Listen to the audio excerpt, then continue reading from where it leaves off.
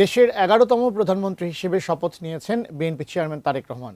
গত ১২ ফেব্রুয়ারির জাতীয় সংসদ নির্বাচনে ২০০-র বেশি আসনে জয়ী হয়ে সংখ্যাগরিষ্ঠতা পায় তার দল। তবে সেই নির্বাচন নিয়ে বিস্ফোরক মন্তব্য করেছেন সাবেক তথ্য ও সম্প্রচার উপদেষ্টা মাহফুজ আলম। হঠাৎ কাকে ইঙ্গিত করে এমন মন্তব্য করলেন মাহফুজ? বিস্তারিত জানাচ্ছেন শেখ ফরিদ।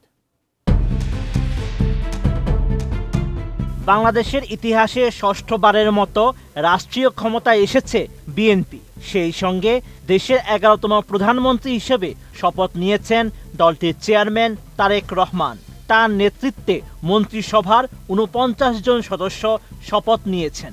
এই শপথের মধ্য দিয়ে প্রায় ২০ বছর পর বিএনপির নেতৃত্বাধীন সরকারের নতুন যাত্রা শুরু হলো। ১৭ ফেব্রুয়ারি বিকেলে জাতীয় সংসদের দক্ষিণ প্লাজার উন্মুক্ত প্রাঙ্গণে এবার ব্যতিক্রমী শপথ অনুষ্ঠানের আয়োজন করা হয়। এতে সহস্রাধিক দেশি বিদেশি অতিথি অংশ নেন। প্রথমে প্রধানমন্ত্রী হিসেবে তারেক রহমানকে শপথ পড়ান। এরপরই মন্ত্রী এবং প্রতিমন্ত্রীদের আলাদাভাবে শপথ বাক্য পাঠ করান প্রেসিডেন্ট। শপথ অনুষ্ঠান পরিচালনা করেন মন্ত্রী পরিষদ সচিব নাসিমুল গনি। খুলে বলো ফ্যান্টাস্টিক নিমো খালাল বিস্কুট খায় সানিও স্ট্যাটাস দিছে ফ্যান্টাস্টিক। এই শপথ অনুষ্ঠানের মধ্যেই নির্বাচন নিয়ে বিস্ফোরক মন্তব্য করেছেন সাবেক তথ্য ও সম্প্রচার উপদেষ্টা মাহফুজ আলম। তিনি জানান, নির্বাচনী বাটোয়ারা মেনে নিয়ে এখন বিরোধিতার নাটক করা বন্ধ করেন। দুঃখ লাগে ছাত্রদের জন্য, কত কম দামে তাদেরকে বিক্রি করে দিল। ১৭ ফেব্রুয়ারি সামাজিক মাধ্যম ফেসবুকে দেওয়া এক পোস্টে এমন মন্তব্য করেন তিনি।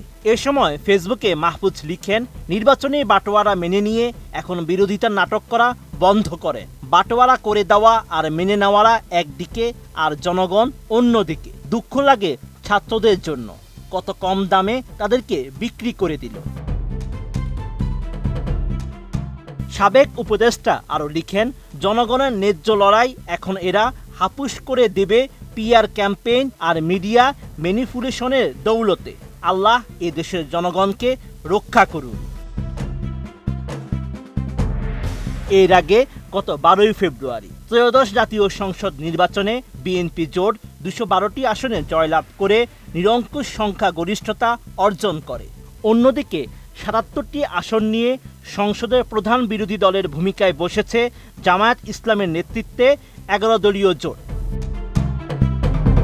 Sheikh Farid, ATN news.